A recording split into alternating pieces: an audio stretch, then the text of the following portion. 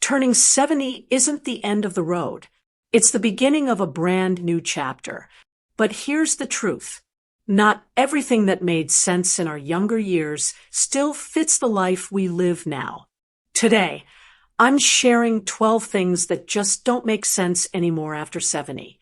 Stick around, because the last one, it might just change the way you see yourself forever. Let's start with beauty. For far too long, we were told that beauty meant youth, smooth skin, a perfect figure, the right lipstick. We were sold endless creams, dyes, surgeries, all whispering the same message. You're not enough as you are.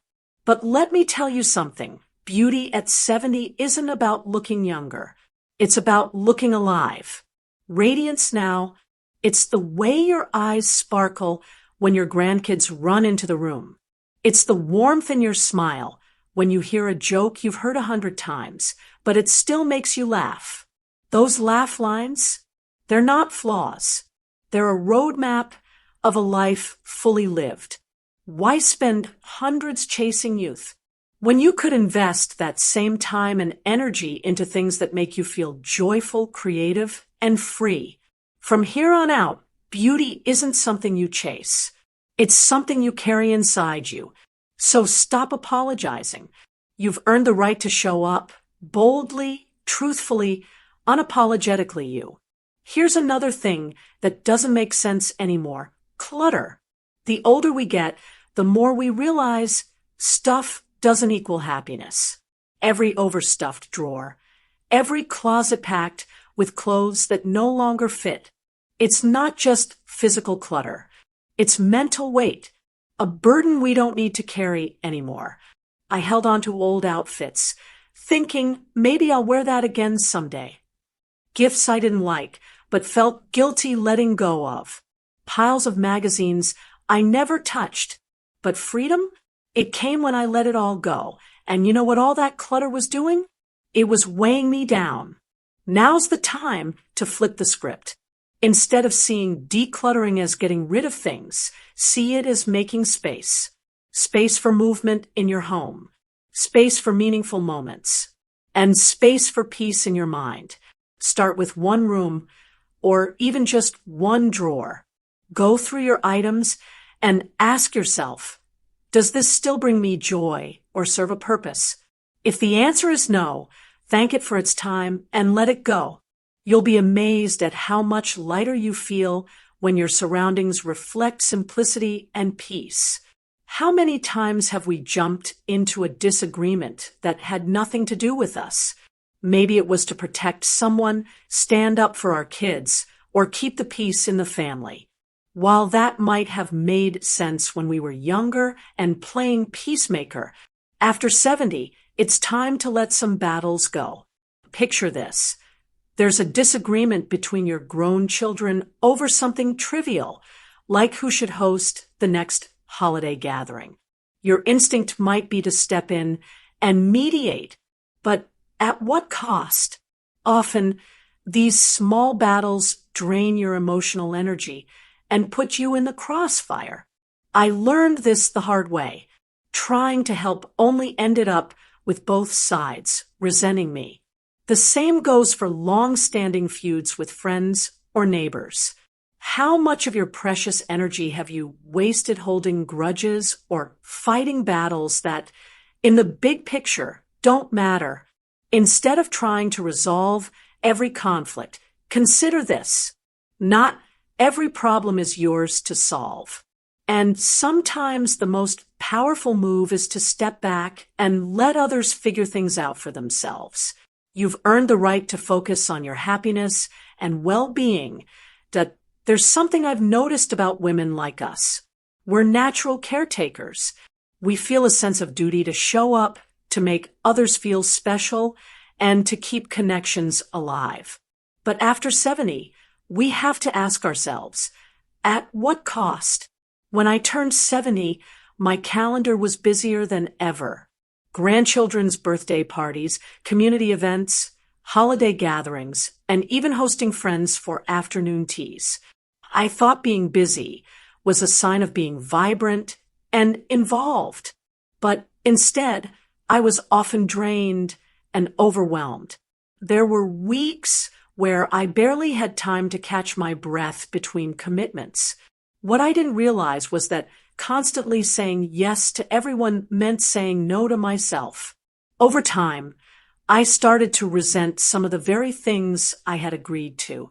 The turning point came when I missed a quiet Sunday morning, a time I used to spend journaling, sipping tea, and reflecting because I had committed to a fundraising event I didn't even enjoy. That's when it clicked. My time is no longer infinite, and not every commitment deserves a spot on my schedule. These days, I ask myself 2 questions before committing. Will this truly make me happy? Do I have the energy for it? If the answer is no, I politely decline. And you know what?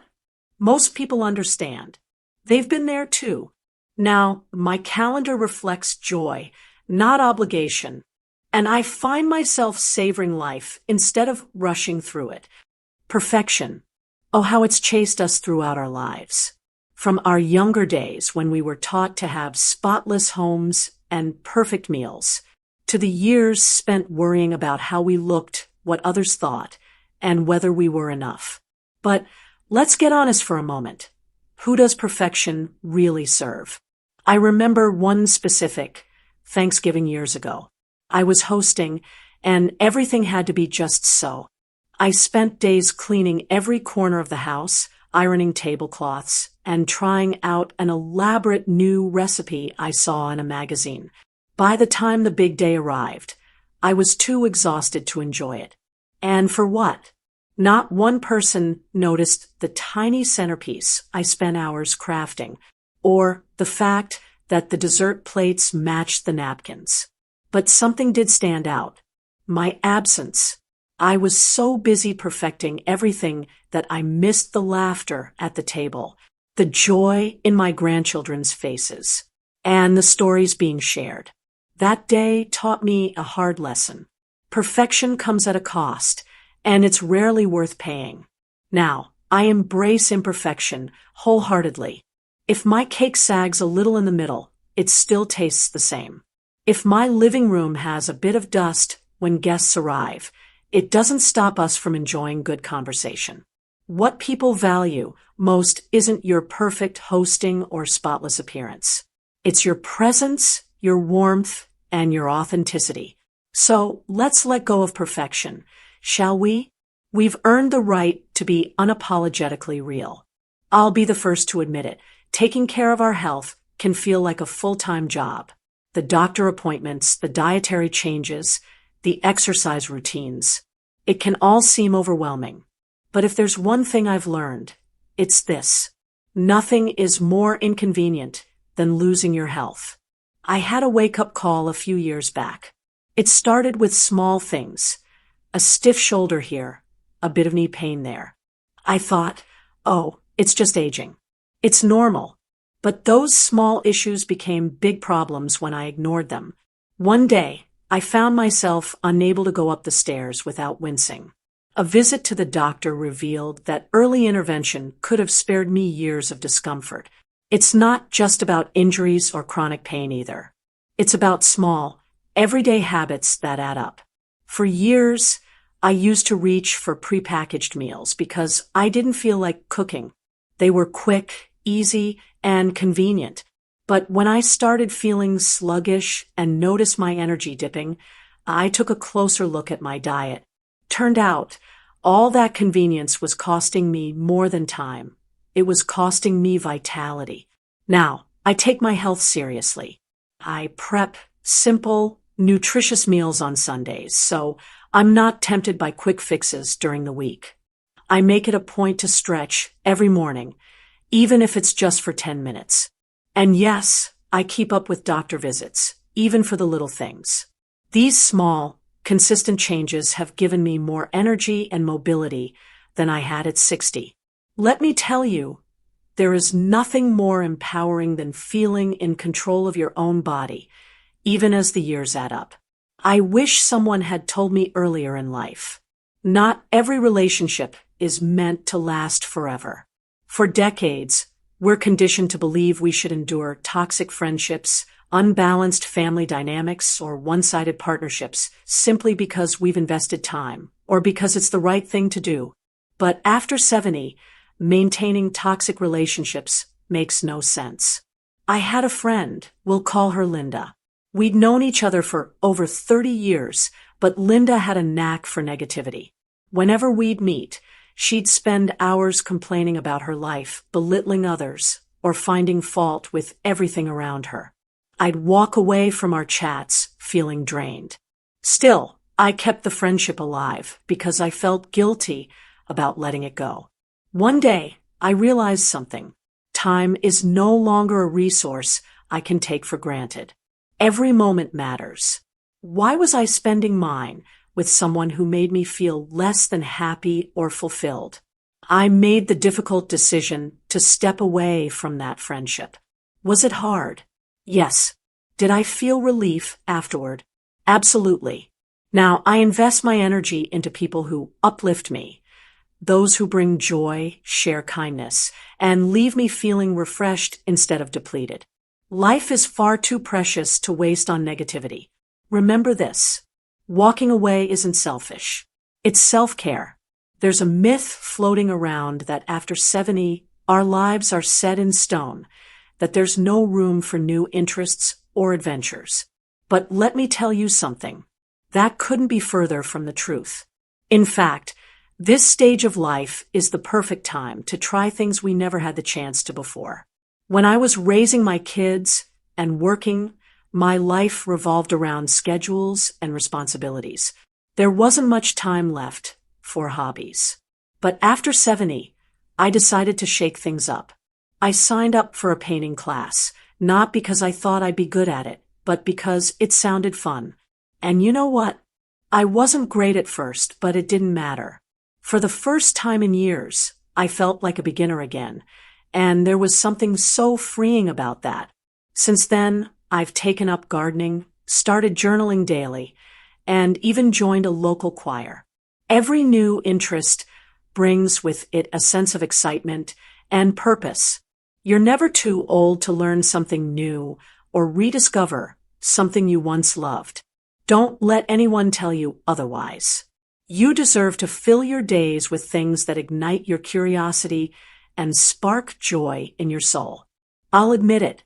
I used to be intimidated by technology, phones, tablets, smart TVs. They all felt overwhelming. I'd tell myself, oh, it's not for me, or I don't need to know how to use all that.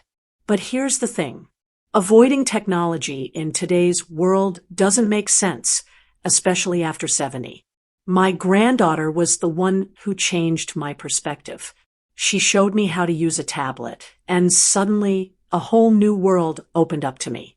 I learned how to video call my family, explore recipes online, and even join online classes. I discovered communities of people my age, sharing stories, advice, and experiences. And let me tell you, watching videos on gardening tips and even learning some basic Spanish has been a blast. Technology isn't something to fear. It's a tool to enhance our lives. It keeps us connected, informed, and engaged with the world around us. So if you're hesitant about learning, remember this. You don't have to master everything at once. Start small. Ask a tech-savvy friend or family member for help.